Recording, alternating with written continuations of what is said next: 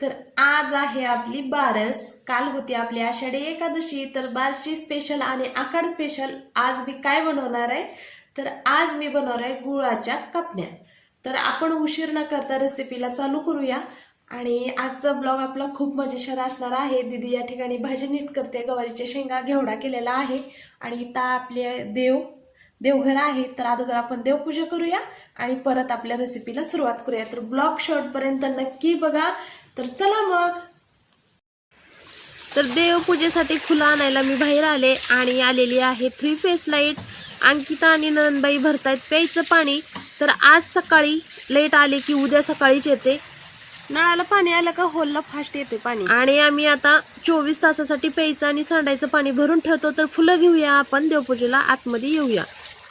मी देवपूजा करते. तर देवपूजा आपली झालेली आहे. रांगोळी काढते मी. तर मला आवडते दररोज सकाळी छान अशी देवपूजा करायला, रांगोळी ती काढायला.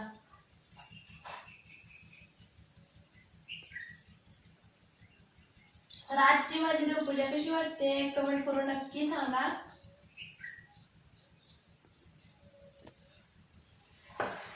तर झालेली आहे आपली रांगोळी काढून. तर हे जवळून बघा आपली देवपूजा कशी वाटते, साधी आणि सोपी. मीठ घेतलेला आहे. तर यात अगोदर टाकते मी चवीपुरतं मीठ. आणि हा आहे आपण भिजवून घेतलेलं गुळाचं पाणी. तर हे आपण आता ह्यामध्ये असं टाकत टाकत कणिक मळूया. तर आखाड स्पेशल ही आपली दुसरी थाळी आहे. तर काल आपण धपाटे बघितलेलेच आहेत. तर मराठवाड्यामध्ये म्हणजे पद्धत आहे आखाड तळायची. तर सगळं आखाड एकाच दिवशी करते आई आमची. पण मी एकाच दिवशी न करता रोज एक पदार्थ करलेले, म्हणजे तुम्हाला पण मला व्यवस्थित दाखवता येईल. आणि रोज एक पदार्थ खायला छान पण वाटेल घरच्यांना, त्यासाठी. तर याचं मी आता थोडं थोडं टाकून का छान गोळा मळून घेते, जसं आपण चपात्याला मळतो त्याच पद्धतीचा.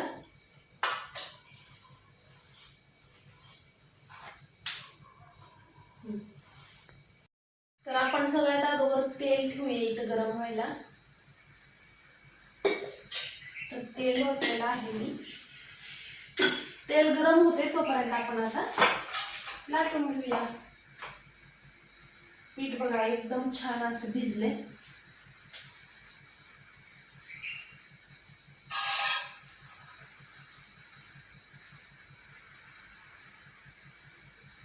तर कोरडं पीठ लावून मी आता इथे चपाती लाटून घेते.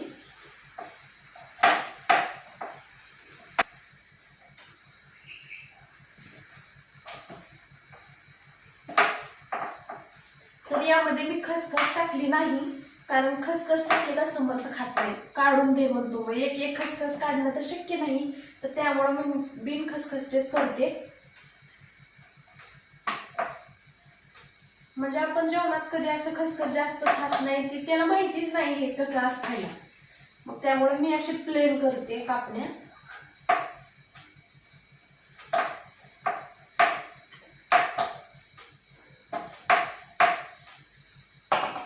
तर हे बघा अशी लाटलेली आहे मी, एकदम छान आलेले. तर आता आपण हे कापण्या कापून घेऊया.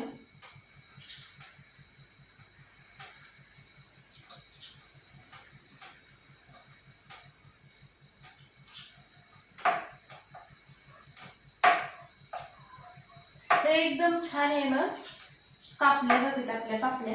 तर हे बघा अशा पद्धतीने केलं. तर आता थोडंसं आपल्याला हे क्रॉस कट करायचं आहे, म्हणजे आपल्या कापण्याला छान असा आकार येईल. चौकणी कापायचं नाही, ते कापण्या वाटत नाहीत. तर हे बघा असा आकार आला पाहिजे कापण्याला, असं आई म्हणायची आमची. आईने शिकवलं. तर हे बघा.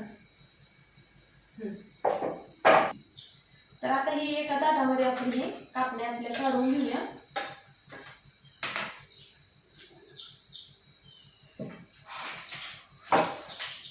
आणि आता आपलं तेल गरम झालेलं आहे, तर आता हे कापण्या आपण यामध्ये सोडूया.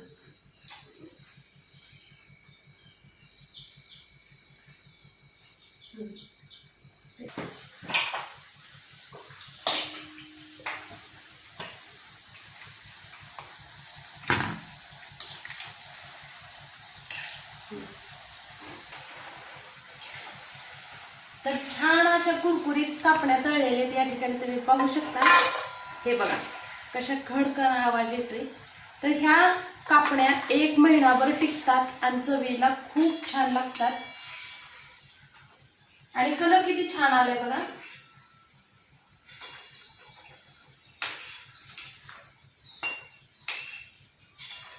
तर पारंपरिक पद्धतीने दाखवायचा मी प्रयत्न करलेले तुम्हाला. तर आता आपण हे दुसऱ्या तोपर्यंत तयार करून ठेवलेले आहेत, तर ते तेलामध्ये सोडूया. जरी अशा चिटकल्या तर तेलामध्ये गेल्यानंतर ते सुटतात.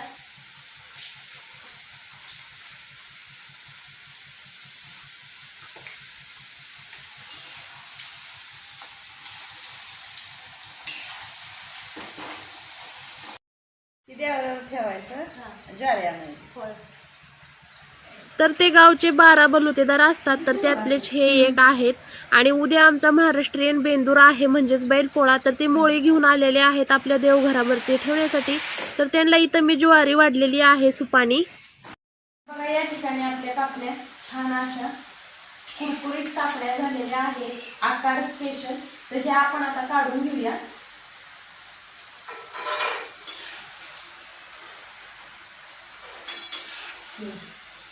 ह्या बघा आपल्या कापण्या एकदम छान अशा कुरकुरीत. तर एक ह्या बंद हवा डब्यात किंवा काचेच्या भरणीत सुरक्षित राहू शकतात आणि आपण खाऊ शकतो.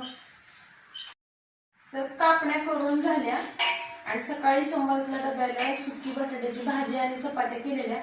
तर आता मी या ठिकाणी 4-5 भाकरी करते.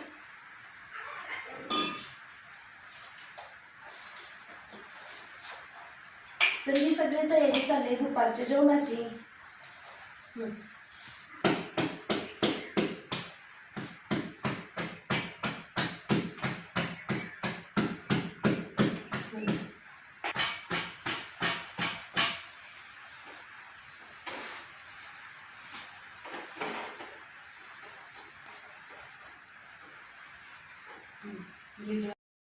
कापड्या केल्या, आकार स्पेशल भाकरी केल्या, सकाळी तर बटाट्याची भाजी आणि चपाती केलीच होती. तर आता करूया मोड आलेल्या मटकीची मस्त अशी झणझणीत खमंग चटपटीत भाजी. तर चला मग सुरू करूया. तर मटकीची भाजी करायला सुरुवात केली मी. तर इथं सगळ्यात अगोदर तेल टाकलं. तर आमच्याकडे ज्या पद्धतीने असते तीच पद्धत तुम्हाला दाखवते. फोडणीला जिरे मोहरी, हे बघा छान असे तळले जिरे मोहरी, कांदा, टोमॅटो आणि लसूण.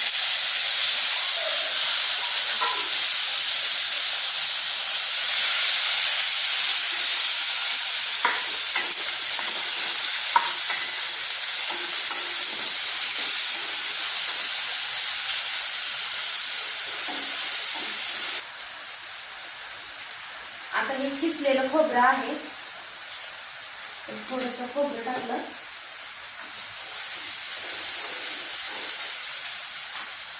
यामध्ये टाकूया आपण आता थोडीशी कसुरी मेथी आणि थोडंसं हिंग. जास्त नाही, थोडंसं टाकायचं आहे, नाही तर जास्त टाकलं तर उग्र वास येतो. आणि आपली ही मोड आलेली छान अशी मटकी.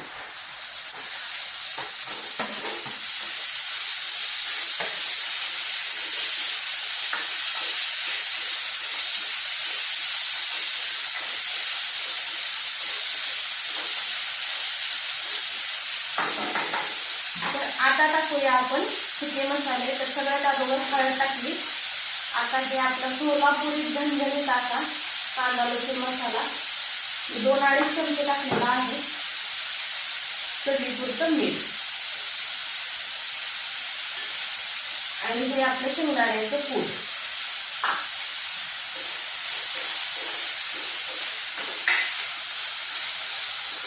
आणि आपल्याला जितकं पाहिजे तितकं हे कोमट पाणी.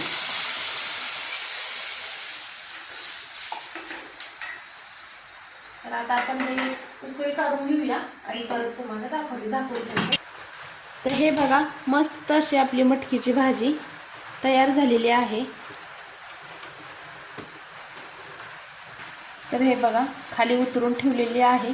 तर छान असा कट आलाय आणि सुगंध तर खूप छान येतोय.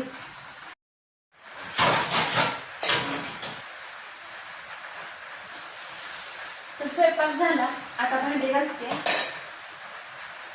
भांडे घासून झालं तोपर्यंत हे येतात, मग जेवण करायचं.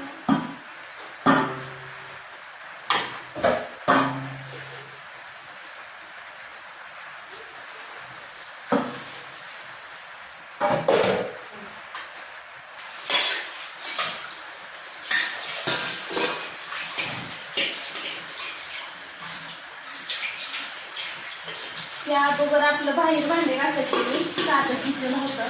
तर आता म्हणजे असं खूप वेगळं वाटतंय उभारून भांडे धुवायला.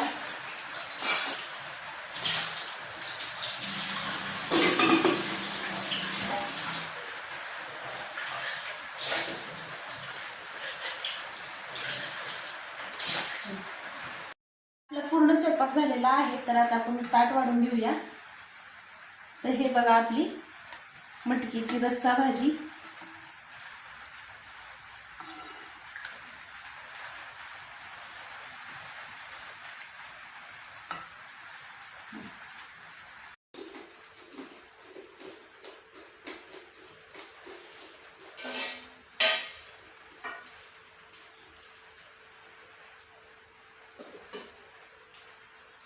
पाऊस काय बंद व्हायचं दिसत नाही ह्यावर्षी. पाऊस नाही म्हणून आम्ही धुवायला होतो मला 10,000 रुपये घालून आता पाऊस नाही म्हणते.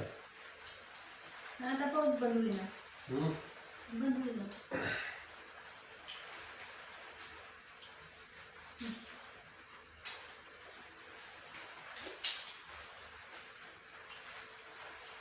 म्हणून तुझं पाऊस होतो म्हणून धुवायला. आता हे असं पडतं कुणाला नाही पुढचं. आपण बिघडायला चालू केलं तेव्हा किती ऊन होतं. वाटत होतं का पाऊस पडेल म्हणून.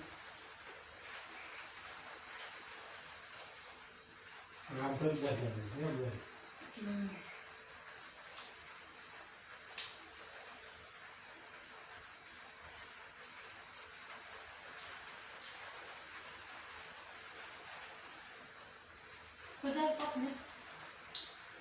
छान पण जरा गोडी कमी. मुद्दामच कमी गोड केलं. गोड लई चांगलं नसतं. गुळाचं लय गोड होतच नाही हो, कमीच होते आहे ना.